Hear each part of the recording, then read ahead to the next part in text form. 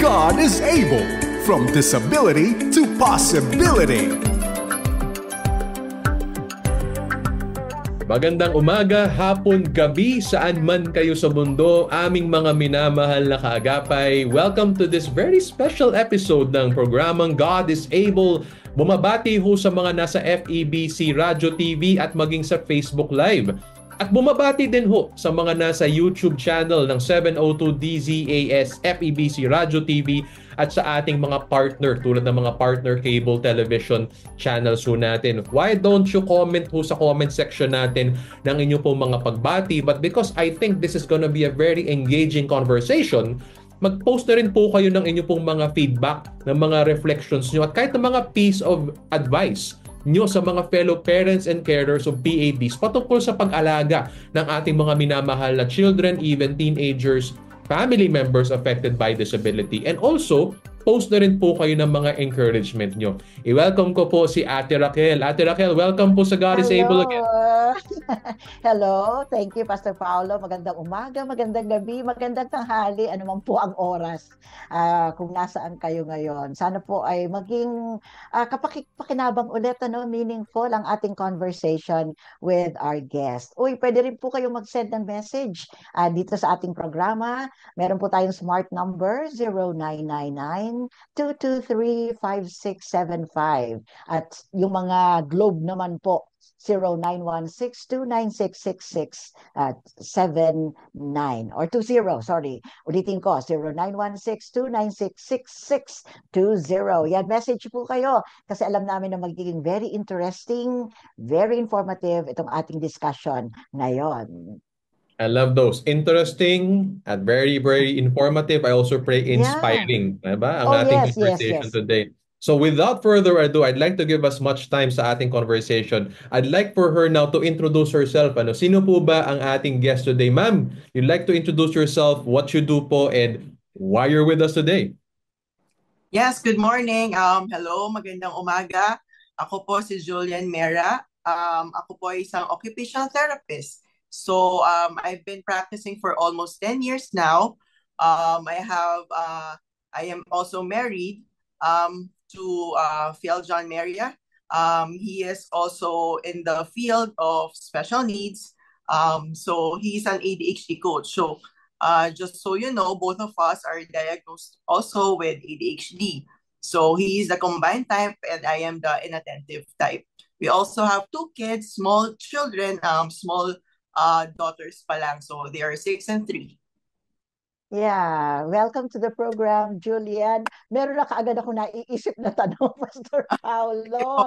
Oo, kasi na-mention nyo na kayo din ay merong ADHD. Yeah.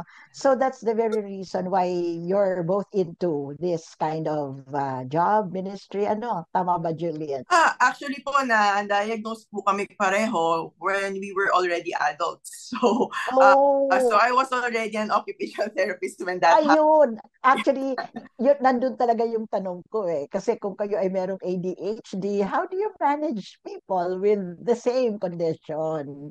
Yeah. Pero yun pala. Ayun na. Okay naman po. How we manage them, actually, it's more of empathy. Siguro, since we know what they're going through, it is more sincere for us when we're trying to converse with the parents or with the person with disability. Because somehow, even if we're going through different seasons or different yung mga pinagdadaanan namin, somehow we understand them kasi we're also going through the same challenges then on our own. But the difference is lang, we were trained or I studied it or my husband was certified in it. So somehow we have the background naman to cope. But nonetheless, we also have challenges ourselves, especially now that we're parents and we have small kids. Naiintindihan po talaga namin. So yun po siguro ang advantage din. Wow, ang dami. Ang daming pwedeng patunguhan ng conversation na to. It's such a revelation, di ba? Once we just open up something about ourselves, it just leads to the next conversation. Yes. Ako naman, ang initial curiosity ko lang, Ma'am Julian, Ate Raquel, is because I'm also on the same boat. My parents did not suspect I had something in me that was particularly of that nature. Pero I was given good advice, ano po, by friends and God is able that I am in the spectrum. So nalaman ko lang yun. Nasa God is able na ako. I guess one of the blessings ni Lord na nasa ministry, you're surrounded by such people, you can relate with them. They also bless you that way. So ang tanong ko, Ate Julian, kasi kayo nalaman nyo lang din later in your life. To be honest, ano pakiramdam nyo? Kasi iba sa atin iniisip na diagnose pag bata eh. But for some of us, especially sa earlier generations, nalalaman nila with more awareness, ano po, at this age na, medyo full adult ka na. So anong pakiramdam nyo? Did that change the way you live as husband, wife, the way you looked at your profession, and the way you looked at your kids? Actually, when medyo kakaiba yung experience ko when I got diagnosed kasi I met my husband during the unique ministry. So we were both professionals that were asked to train the people who want to volunteer in the Night to Shine prom for people with disabilities. So when we met, we got to know each other, get to know each other. And he is the one who is very active in ADHD Society of the Philippines. So when we, yun, no, when he asked me out, syempre we got to know each other more. Syempre nakukwento ko na yung kabataan ko at kung ano yung mga nangyari sa akin sa school, mga struggles ko rin sa work. Syempre nagkakaroon kami ng ganong openness. Doon niya na sa akin open katulad mo rin Pastor Paulo na parang oy alam mo pwede ka rin magpatingin parang ganyan. So good thing that we have a close circle of na mga doctors. So I was able to see a psychiatrist which is si Carlo Banaag, si Dr. Carlo Banaag, and he was the one who diagnosed me. It was very simple. We just had an interview and then there's a assessment. And then ako kasi personally, hindi ako yung tipo ng tao na parang napagdaanan yung buhay na with ADHD siguro. Iba-iba naman kasi kami ng mga life experiences. So yung sa akin, yung nalaman ko na may ADHD ako, I didn't feel bad about it. It was more of a relief na parang nagka-label na parang, yung pala yun. Kaya naman pala ako nagsastruggle sa ganito, sa ganyan, sa school. Kaya pala ako parang iba. Kaya pala parang hirap na hirap ako mag-initiate ng task na parang napaparalyze na ako. Ang tagal, kailangan meron akong kasama. Pagpupunta dati sa doktor, ang tanda ko na, pero kailangan kasama ko yung nanay ko kasi hindi ko natatandaan yung sinasabi ng mga doctors sa akin na parang kailangan meron akong secretary beside me, parang ganyan. So yun, yung mga kakaiba sa akin, more of nakita ko siya na nahirapan ako as an occupational therapist. I really like the clinic clinic work na hands-on with the clients na one-on-one. Again, I really enjoy that. But when it comes to paperworks, doon ako nagkakaroon ng problema. Dahil sandamakmak naman talaga yung paperworks namin because we have a lot of assessment tools, we have a lot of reports and things like that. That's when I became doon ako nagka-struggle with my occupation. So, yung tingnan naman akong doctor, I felt relieved na parang yun pa rin.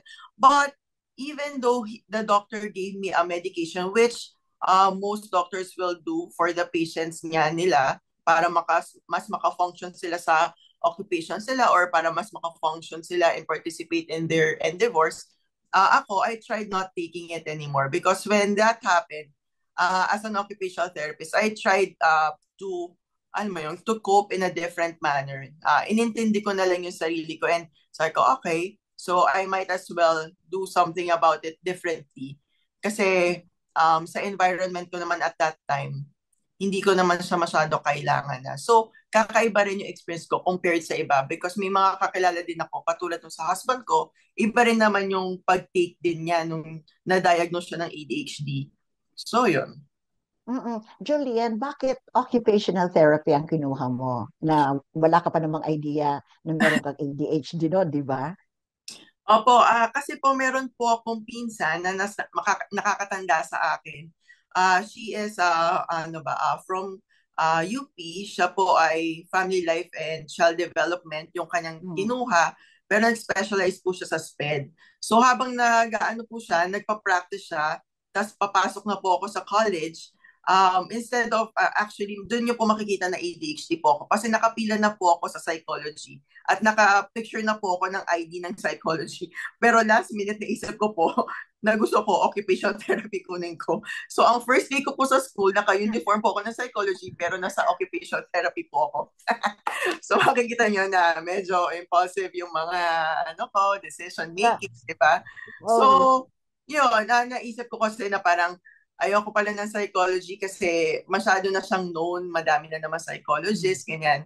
Gusto ko na something new kasi baka yung dopamine hit, doon lang hit sa akin ng last minute. So, lumipat po ako ng occupational therapy kasi na-introduce naman po siya sa akin ng cousin ko. Pero, going into that course, I really had no idea what I am in for.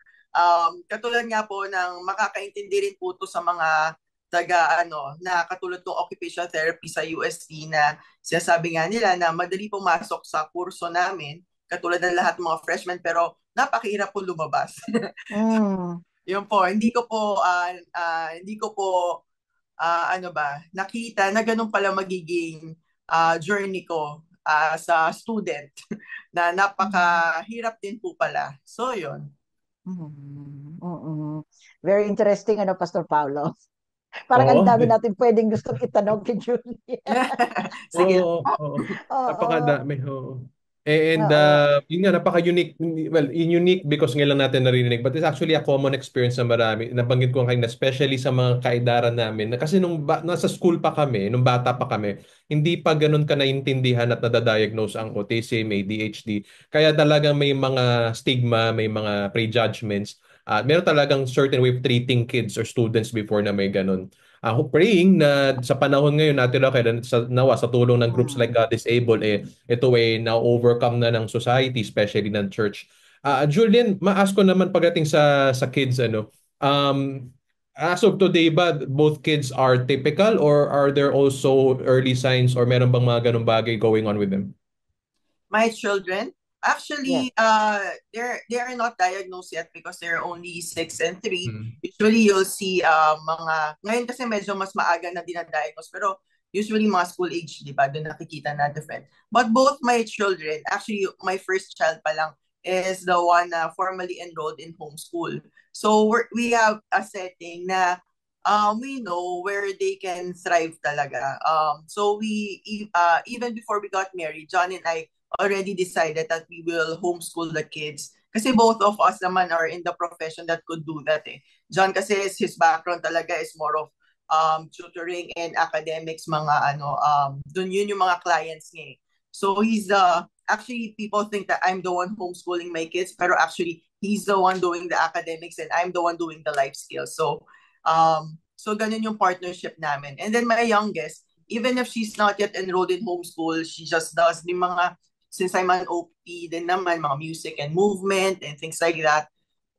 So yun, ganun. They're not diagnosed, but I could see, kami nung husband ko, we could see like yung mga social emotional aspect of it that we have to work on, emotional regulation, mga ganyan.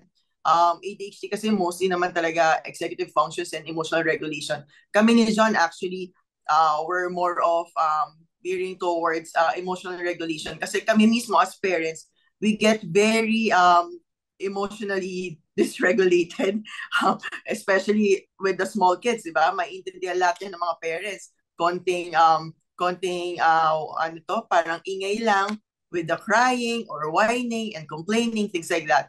As parents, we would want to respond in a very calm and godly manner. But sometimes being ADHD, most of the time parang, ang hirap tao lang tayo, ang hirap mag-respond in that manner, di ba, na kalmado. Ngayon, nauuso yung gentle parenting. Talagang pinipipray ko kay Lord, more than being a gentle parent, I want to be a godly parent. So, yun talaga ang prayer talaga namin. Sige, dahil ikaw ay isang occupational therapist, Julian, could you please tell us what does an OT do? Yes, occupational therapy is a profession. We're a health profession that helps all ages and all abilities to just participate in their everyday tasks. Yung ano yung meaningful sa kanila. Kung ano yung meaningful sa kanila, yun po yung occupation nila. So that's where we come in. If there are things or problems or issues that are challenging them in participating in those activities, that's where we come in. That's where we help them. Oo, kailan dapat makikipagkita sa isang occupational therapist? Okay, pwede po kayo makipagkita. I-refer po kayo usually ng doktor sa amin. Kasi magkakaroon po kayo ng problema or issues na papatingin nyo sa doktor. Tapos yung doktor po yung magre-refer sa amin. So usually, medyo po kasi kami, ang occupational therapy po kasi, madami po kasi kaming pwedeng gawin. So kung ano po kasi yung occupation ng tao, which ang dami-dami po, yun po yung aming ginugol. So ang OT po kasi ay very centered dun sa client talaga. So yung approach namin, very personalized. Kung ano po yung ma-identify na goal ng client po namin, doon po namin sila gagawa ng personal plan po. So for example, just to make it more, para mas maintindihan po namin. For example, meron po tayong anak na merong autism or meron tayong anak na bata pero developmentally hindi pa niya magawa yung mga pang-araw-araw na gawain katulad ng pagkain, pagbibihis, pag-toilet train, ganyan, pumunta sa banyo. Yun po, pwede po namin sila matulungan para magawa po nila ito. Ito naman po yung sa mga bata. But for example, for the adults, which is usually in a setting po na nasa hospital po, kunwari kayo po ay na-stroke at hindi nyo na po magalaw yung kalahating bahagi ng inyong katawan at hindi nyo po kayo makakain ng maayos, hindi po kayo makapagbihis ng maayos, just the same, ganun din po, papasok din po yung occupational therapist para bigyan po kayo ng tulong kung paano nyo po yun magagawa ulit. Or hindi po man lang natin maibalik, pero yung functional po yung magagawa nyo kahit papano. Wow, sa akin, Pastor Paolo, something new itong sinabi niya, na kahit pala yung mga patients, mga stroke patients, na hindi naman kailangan may disability or may developmental concern, yun, covered pala ng occupational therapy yun. Wow, galing Nakakatuwa, Ate Raquel, kasi usually inisip natin kapag na-stroke or nagkaroon ng injury, physical therapist, kadalasan yung rehab tsaka therapy. Pero tama naman, kailangan din nila hindi lang may balik po yung function sa pangangatawan but yung function sa pang-araw-araw na pamumuhay simula sa tahanan, and doon papasok nga yung occupational therapy. So napakalawak pala nito, Ate Raquel. Inisip ko lang din dati pang bata, pang estudyante lang siya. Pero it makes sense na ito pala ay para rin sa mga adults na yun nga may mga certain conditions or mga yun nga na stroke or na injure. So kailangan talaga natin ng mga occupational therapists sa ating lipunan. Ate Julian, Ma'am Julian, may balik ko lang kasi unique kayo in a sense na you're an occupational therapist. But you're also someone with a particular condition. So you're walking in both worlds, kumbaga. How does this affect you, your marriage, and your family life? Hindi dumarating ba yung point na you're overly conscious sa mga actions yung mag-asawa? Do you get to parang everyday diagnose yourself? And how do you try to quote-unquote normalize your own lives as parents, as a couple na may ganong condition? Well, yeah, I always get that question, especially kami ni John. So just to walk through our daily lives, actually, I'm a stay-at-home mom. So when I learned that I was pregnant, but this one, I'm very blessed with my husband kasi even before we got married, when we were still dating, medyo boring kami mag-date kasi we asked a lot of questions kasi we're turning 30 that time na eh. We weren't teeny boppers pa. So, ganun na yung mga tanungan namin para na kami, sige, pag nag-asawa ba tayo at nabuntis ako, kaya ba natin, mag-work pa ba ako? Mga ganyan na yung mga tanungan namin. Hindi na kami pakilig-kilig lang. So, kasi knowing that we are in this, both of us are in this profession and we are diagnosed, we had to plan na beforehand. So, we were so blessed na there's a guide naman in church, there's a premarital counseling, and there's our D group na couple. So we were, there's model already for us. So nakita na namin yung picture namin as a family if ever we get married and we get a family, kung ano yung gusto naming mangyari. So knowing that, when I got pregnant, 2 months in our marriage, ang bilis, it wasn't really hard for me to let go of my work. Because when I was doing my work, since I'm dealing with little children talaga, yun yung specialty ko, pediatrician, sa pediatrics ako. It's really not possible for me to work because when I was just reading a book, for the first 5 minutes dun sa client ko, which is a kid, I was really dizzy na. So, I had to make a choice. Sabi ko, should I go through this na work? Very, ano pa naman ako, mobile or magulo kasi play ang bata. Yun ang main occupation nila, maglaro, di ba? So, I need to sacrifice work and prioritize family life for us so that I could go through pregnancy and have a family of my own. So, when that happened, it was a huge transition to me and to our entire family na rin. Because not only am I used to working na rin and very independent when I was single, I had to depend on him already. So with that, him having that kind of responsibility naman as a husband, I think he has his own struggles with that and challenges. Pero I am very blessed with my husband that he took on that role of being a provider for our family.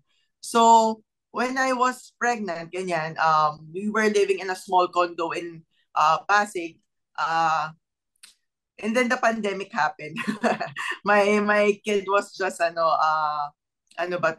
2 or 1 year old. So kawawa kasi we were in a very small condo near Ortigas.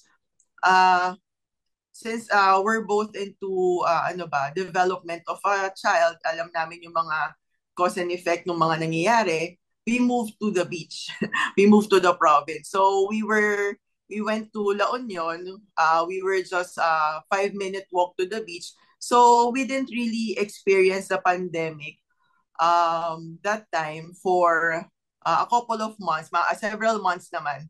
Then I got pregnant again with my second child during that time. So actually, it was it was challenging when I got pregnant during COVID because even if we were in the province, I had COVID while I was pregnant. So we had to go back to Manila kasi andito yung hospital namin and my doctor. And I was already 50-50 that time when I was in the hospital. So by the grace of God, sabi niya, pagpatuloy mo ang buhay mo and to serve. So right now, we have 2 kids. So how it changed us, it was really humbling because COVID really took a toll on us financially kasi ang laki ng bill sa hospital that time. I was there. I wasn't in the ICU, but I was really in the COVID ward. And we hired 2 24-hour nurses kasi talagang wala talagang nurses that time. So it really took a toll on us. So we lived with my in-laws for 2 years. And right now, by the grace of God, we moved back again to the province. But already here near Tagaytay naman, the mountains naman kami. So our family setup is really, what John and I do. What works for our family, yun yung ginagawa namin. We don't really base it on the standards of the norm na this is the best school, therefore we go to this best school. Yeah. So what works for our family, yun yung pinaprioritize namin. So kami, for now, what works is that we homeschool our kids, we have an environment that we're near nature, and there's really just a simple and very, less stimulating routine for us. Yun yung nag-work sa pamilya namin. Kaya kami nagfo-function as a ADHD family. The reason why I keep asking those questions, Ate Raquel, because I really admire yung couple na ito. They're like trailblazing. They're setting a path for many again, our generation na ngayon lang nalalaman na may ganito pala kaming condition on how we can have a family. and how we can have ministry and still function and still work. So nakaka-inspire Ate Raquel because I'm sure yung mga nakikinig nito, they're also concerned first kung sila kaedaran namin, pagkakapamilya kaya kami, kaya ba namin magkaanak, ano magiging trabaho namin, at yung mga bata, yung mga magulang naman naiisip, ano kaya magiging future nila kapag hinarap nila ang mundo. And because marami nilang nadadiagnose Ate Raquel, it's very possible na maraming mga couples o magiging future couples sa parehong diagnosed like them. Oo.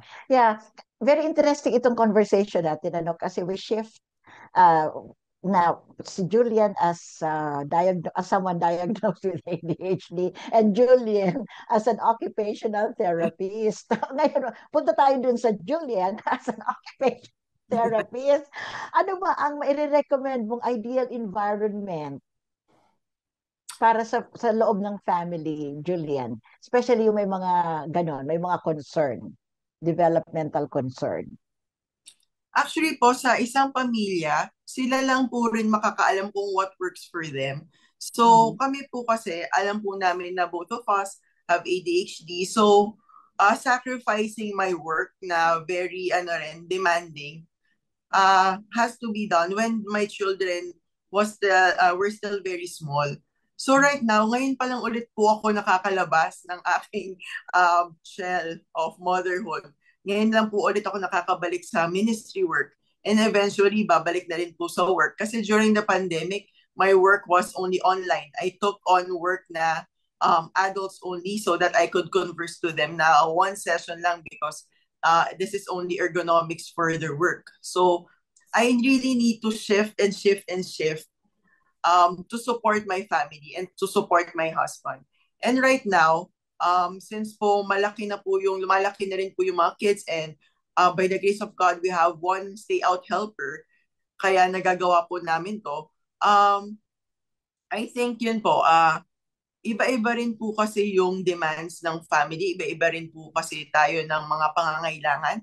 So, my advice for them is that really be honest with yourself, what you need, and prioritize and planuhin po talaga nila as husband and wife kung paano po nila matataguyod yung pamilya nila nang mas magpo-function po sila lahat in an optimal way. So, yun po. Oo. Julian, what if hindi kaya ng pamilya to support the child with developmental concern as far as finances are concerned? Ano ang pwedeng gawin ng parents or ng mga kapatid niya kung meron man para at least ma-provide yung occupational therapy functions?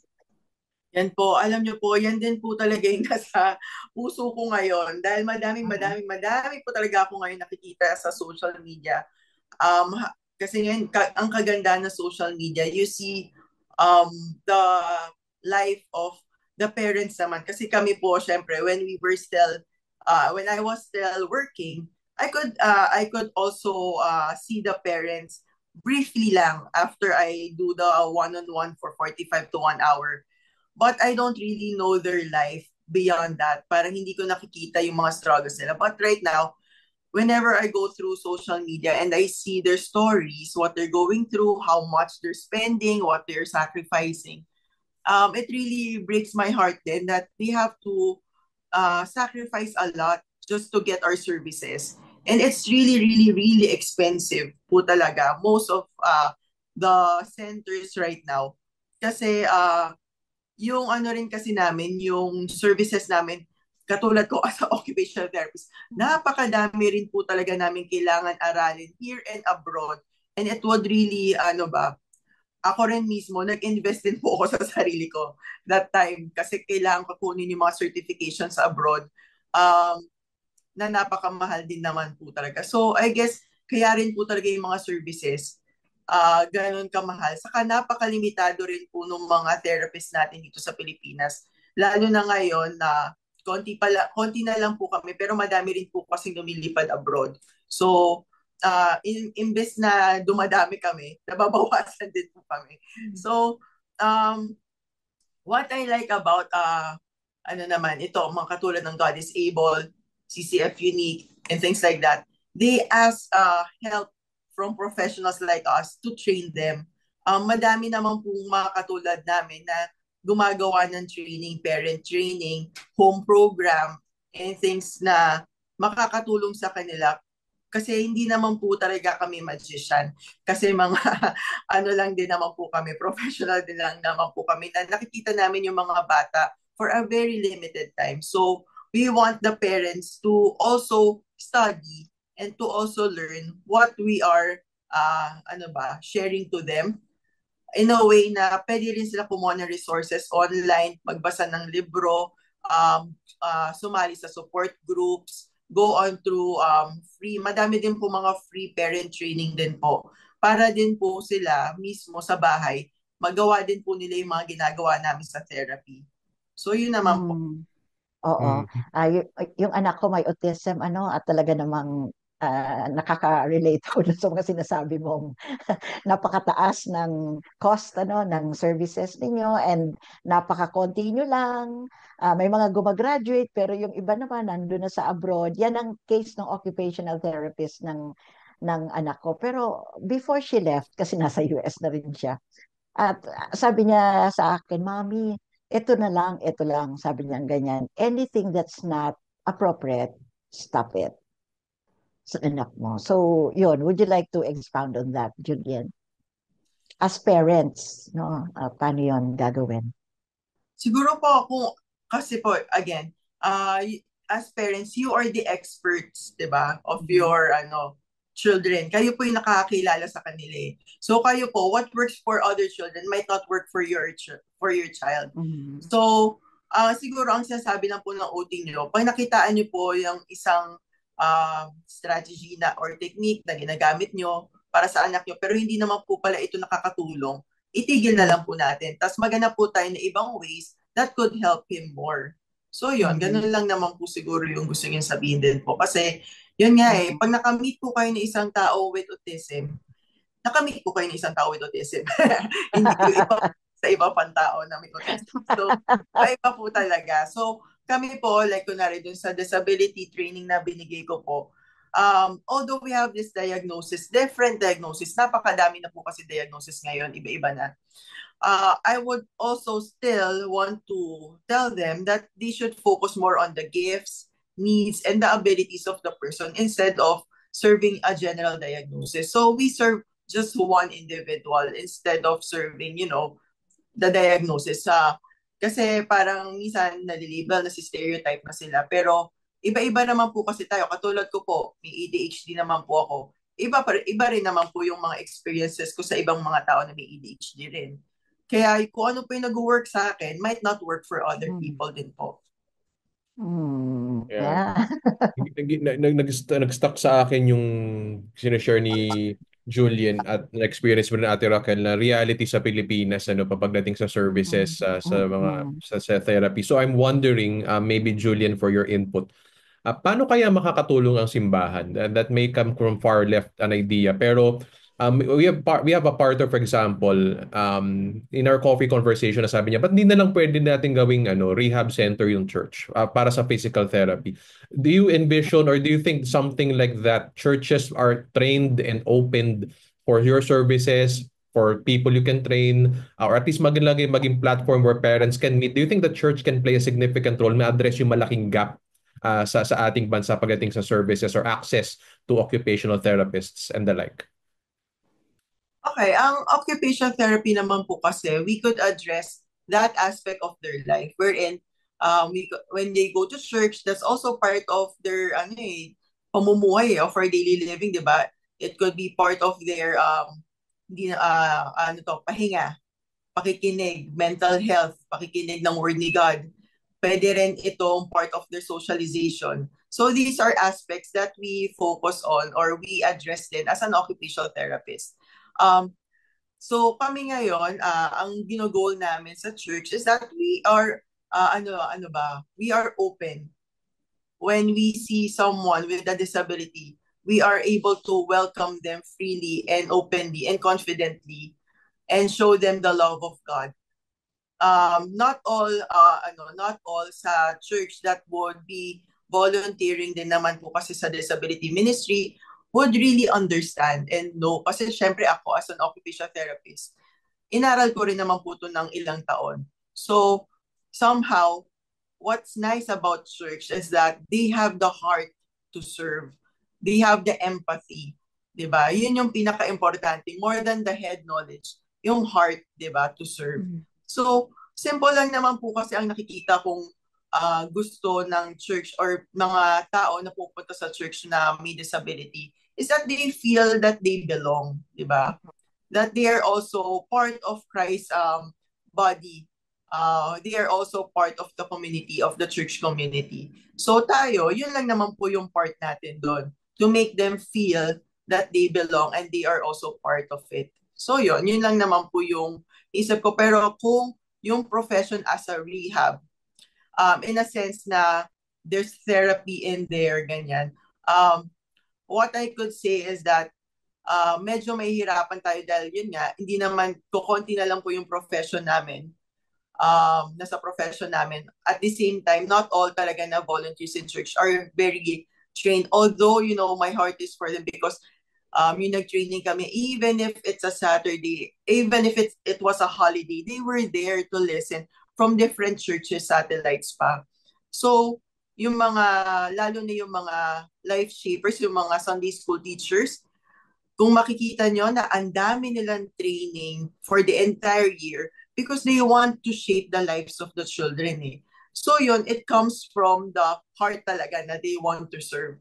And then they're trying to equip themselves by training pa. So, yun yung masasabi ko naman sa church naman. Not really as a rehab center, but more on a place where you will feel loved and accepted. Masyado akong interesado. If I were younger, Pastor Paulo, actually inisip ko na to nung na-diagnose ito na mag-enroll sa occupational therapy. Baka merong nakikinig or nanonood ngayon na nai-encourage na mag-take ng second course or siguro postgraduate studies or siguro yung mga kagagraduate ng or malapit ng graduate. Paano mo sila encourage ng to take up the course, occupational therapy? Yes, if you have the heart to really to serve, kasi ito talagang profession namin is really service po talaga. And it is very client-centered. You will really walk life on life with people, especially your clients, kasi it's very, very specific to their needs. So if you have that kind of interest and you have a heart to serve, you can go study this in a lot of colleges na offers occupational therapy. So I'm from UST. There are other schools like UP, there's LaSalle, and AUP, kung nasa province kayo. So there are different universities na that offer occupational therapy naman po. Dumadami na rin pala. Pero ano ang kailangan na meron ng isang tao para mag-thrive siya sa course na yan? Naku po, mahirap. Isang estudyante. Ako, nagulat na lang din po ako. Kasi nung high school naman po ako, hindi naman po ako ganun kaseryoso sa school. Pero kala ko pagdating ko po ng college, parang yung mga napapanood po natin sa TV, sa college, diba, na parang mas free sila to do the socialization, hindi na block. Pero pagdating ko po sa college, parang ngayon lang po ako nag-aral ng gano'n sa buong buhay ko. Nagko-concert na po pala yung buong university namin. Kami, nandun lang po kami nagulat kami, ang dami namin dalang libro. Paglabas namin, may concert pala. Talaga, ang buhay ko po talaga nung nag-aaral lang po talaga ako. Oh. Napakahirap din po talaga siya na pre-med na course. So kung kayo po ay seryoso talaga sa pag-aaral at meron talaga kayong heart to serve talaga at madami po kasi kaming pwedeng gawin as an OT. Hindi lang naman kami para sa mga bata. Pwede rin kami sa mga matatanda. Pwede rin kami sa corporate. Pwede rin naman kaming, sa mental health din po na aspect. So madami po kaming pwedeng gawing programa. Katulad ko po, habang nagpa-practice po ako ng pediatrics, kami po nung getting to know pa lang po kami nung naging asawa ko, naging business partners po kami. Ang ginawa po namin ay project fund, ang tawag po namin doon, naglumabas po kami with teens and young adults na may mga na neurodivergent. Sila yung mga may mga ADHD and autism. Pumunta kami sa iba-ibang lugar. Ang first po namin na activity was sailing here in Talisay sa Tagaytay. So we did sailing and horseback riding, we did surfing, we did whitewater rafting. Wala po itong magulang na kasama, kami-kami lang po talaga. So, ang kagandahan dun sa nangyari, nakita namin yung edad nila na may mga autism at ADHD, nagpo-form sila ng group, which they rarely do in their everyday lives, di ba? They rarely get to have friends. They rarely get to socialize. But in this type of program that we did, pinagsama-sama namin sila. Naku po, matutuwa kayo kasi kung nakita nyo pa lang sila, simula pa lang po ng Manila na nasa van kami, up until makapunta kami sa lugar, non-stop po yung usap nila. As in, sabi ko, ganito pala, pa nagsama-sama sila. Tapos, ang kagandahan doon, walang judgment kasi pare-pareho sila di ba, ng interest din kahit papano. So yun, doon ako natutuwa na outside of the clinic, nakita ko tong ganitong ganitong aspect nila or ganitong side nila, di ba, ng mga neurodivergent. Tapos kami rin, ng asawa ko, since neurodivergent din naman kami, although hindi naman kami kasing edadan nila, na-enjoy namin yung company nila. So, nagiging parang barkada-ish yung dating namin. More than being just a professional, we're there to make them feel, that they belong, that we are there for them. So, yun. And then we did a lot of extreme and very fun activities kasi yun yung sinisik ng brain namin di ba? Yung kakaiba at thrilling. So yun, nakakatuwa din talaga yung yung time na ginawa namin yung program na yun. So as an occupational therapist po, lumabas po ako sa clinic at yun po yung ginawa ko na program. Galing. Nakakatuwa na. Nakakatuwa. Siguro may question right now is siguro papunta tayo sa part where you give particular wisdom, impart particular wisdom sa mga listeners natin. Maraming mga parents, they feel more and more helpless sa pagpapalaki ng anak nila, whether neurodivergent or typical. Siyempre, big talk din ngayon ng mental health. Ano may papayo mo siguro, top of the head, top of the heart na 2-3 bagay on how parents can create an environment where their kids will grow well? Especially sa mundo ng technology, you see iPads, cellphones being passed around kids so easily, especially with social media, aga-aga na exposure sa ganong klaseng pressures. Maybe words of advice na mabibigay mo for parents who feel helpless right now or feel they're losing their kids sa overwhelming pressures ng society and technology ngayon. Okay, so I'll put on my parent hat muna. So as a parent of 2 small children, I'd like to say that I am very old school. Hindi kami ang mga anak ko, although they are already 6 and 3, they can manipulate iPads and cell phones very well. Grabe yung mga brains sa mga bata ngayon. Ang bilis nila natuto. Even yung anak ko, sabi ko sa kanya na 3 years old, sabi niya sa akin to turn the page of the book. Pero instead of saying turn the page, she said swipe. Sabi ko, anak, turn the page ang tawag doon. So you would see how they really consume or they're like sponges di ba? Kung ano yung ginagawa natin, if they see me all the time watching TV, watching Netflix all the time on my phone, of course, that's what they're gonna be, that's what they're gonna do rin. Yun yung magiging interest nila. Because I model to them, di ba? What I need to, what I'm doing, I'm modeling it to them. So they would think, this is more fun than reading a book or things like that or playing. So as a mom, I chose to be committed na kaya siguro nauuso ngayon yung mga, nakikita ko naman sa mga edad namin, madaming mga magulang na sa gabi, di ba? Doon sila nagbe-binge watch ng TV pag tulog na yung mga bata. Kasi during the day, they are very committed to playing with their children, to be very hands-on and things like that. Kasi ang dami naman din talagang chores.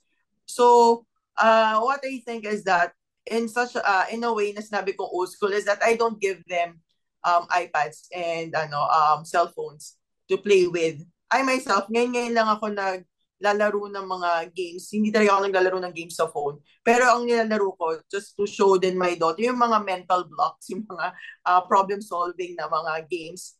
But we have a game room downstairs where we have lots of board games. Mapasungka pa yan, to Scrabble, to, mga Pokemon cards. Lahat yan meron dun sa baba. Kasi we foster more on the, getting together relationship and playing with each other. So yun, it really takes a lot of effort, especially right now where everything can be instant di ba? If the kid is meron kang work, or let's say you have to do something, a chore, you can easily just give the iPad and let the kid watch or play. If you're in church, di ba, and you want to listen, I see this a lot in the toddlers area. You could easily give the phone, di ba, and let the children watch so that you can listen to the sermon. If you're in a restaurant while the parents are eating, it's easier, way easier talaga to let them just watch while they're eating so that you can eat in peace, di ba? I have no judgment talaga kasi naiintindihan ko, may mga oras, lalo na pag abroad kami, kailangan ko rin siya talagang gawin kasi napapagod din kami as magulang. Pero majority of the time, I choose not to do that because I know the effects of those small decisions and the big impacts do sa magiging development ng anak ko. Lalo na more so kami na very genetic yung ADHD namin, di ba? So we could pass that on to our children. We don't want that na maging maging kaugalian or na kasanayan nila. So nakikitaan ko na yung firstborn ko na nagsasabi sa akin more often na, can I watch? Ganyan. But she knows that she can only watch for 20 minutes of a show, one episode ba? Not even an hour. If it was an hour of show, it would be a family movie night with us.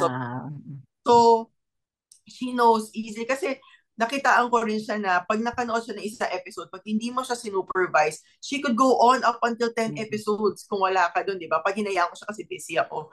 Kahit sabihan mo siya na parang, okay, you can only watch 1 to 2 episodes. And then, after that, babalikan ko siya, how many episodes na have you watched? I don't know anymore. Kasi na-hook na siya eh. Hindi niya kasalanan din yun. Kasi na-hook na siya. Tayo nga, hirap na hirap tayo pag nag-doom scroll na tayo, di ba? Hirap na tayo mag-stop ng sarili natin. But more, they're very small and very developing brain pa. Wala pa silang impulse control to do that. So we as parents have to put that structure for them. Na parang, okay, it's not that you're not allowed. It's only that there's a limited time. It's not all the time. So, they can have, parang kunwari, kung nagda-diet tayo, ang nutritional coach ko would just say, just eat that cookie. Kasi nga, kung parati mong inaano yung sarili mo, sasabihin na, bawal. Mas lalo mong kinikrave. So, prioritize muna. Lagay mo muna yung mga macros mo, di ba? Yung mga mas nutritional food, yung protein, yung fiber, yung ganyan, good carbs, ganyan, good fat. Then, at the end of the day, if you still have calories for that, then eat the cookie. There's no problem, di ba? So, ganun siya. It's a treat. It's not an everyday life happening. So, yun. As an OT naman, yun nga, we should also be, as parents, ngayon, napakagaling na ng mga parents yun. Kasi, age na of, era na ng knowledge. Ang dami ng information from the internet that they could get. Yung mga, ngayon nga, meron ng mga developmental milestone, di ba? Pag baby, makikita mo na gano'ng kalaki. And then, dino-document pa natin kung ano yung mga milestones sa mga bata, first crawl, first kain, first ganyan, lahat ng first. So, yung mga parents are very aware of the developmental milestones of the children. And they study also kung ano ba yung tama at hindi. It's just a matter of prioritizing talaga. And planning, yun yung pinaka-importante, yung family life nyo. Like ako, kung alam po ngayon na meron akong time to have this Zoom call, there's a specific time na yung children ko, wala ako. So, I should be giving them activities na would help them while they are waiting. Kasi kung hindi, andyan lang yan sa labas ng pintuan ko at magwawala na yan na, mom, ganyan. Ayan. Normal po sa akin yun, yung magbabanyo lang ako, hindi ako makapagbanyo in peace kasi andyan yung mga anak ko while nagbabanyo ako. So, ganun po talaga yung life namin eh, as a mom right now. You understand that. Pero I'm sure a lot of moms would understand. So yun, it's a lot of commitment, prioritizing, planning in our part talaga. So yun, kung kaya ko sila ayaw nyo po mag-cellphone, dapat tayo rin as parents, we need to model that. So yun.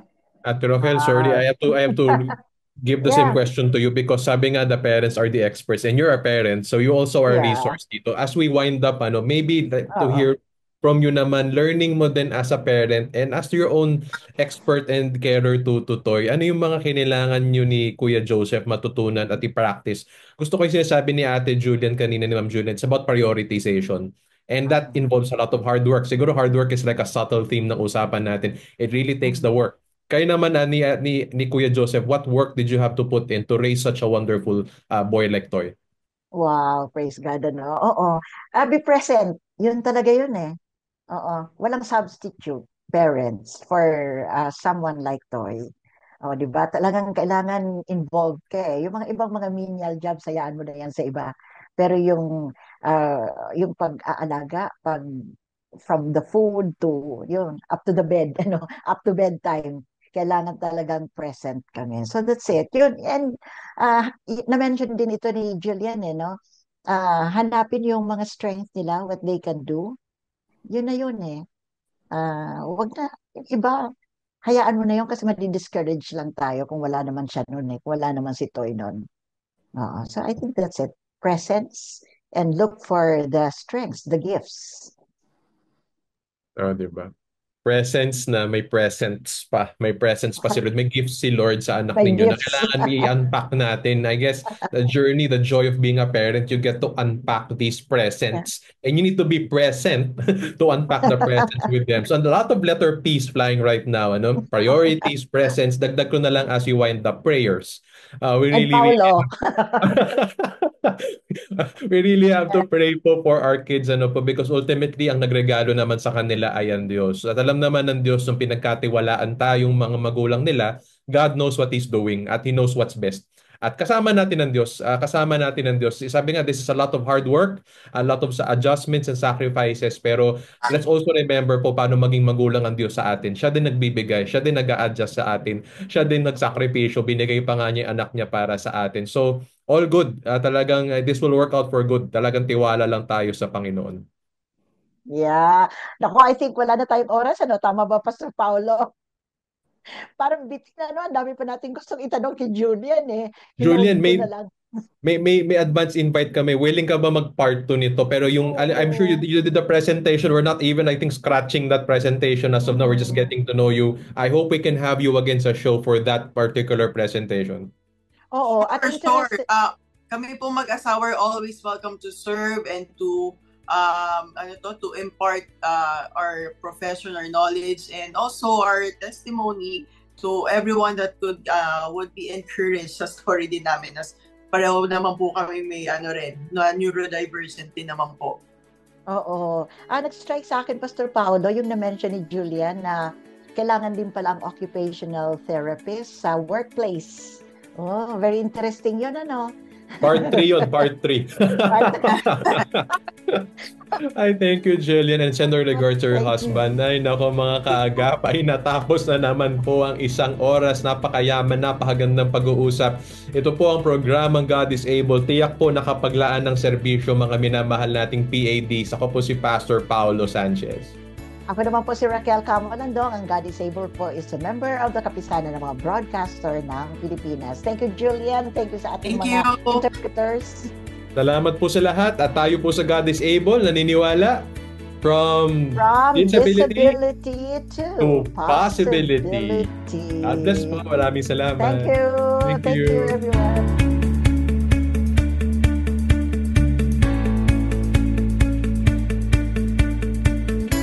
I am able because God is able. I am able because God is able. I am able because God is able. I am able because God is able. Disable! God is able! Tampok ang mga PWD na naging matagumpay mula sa hamon ng buhay.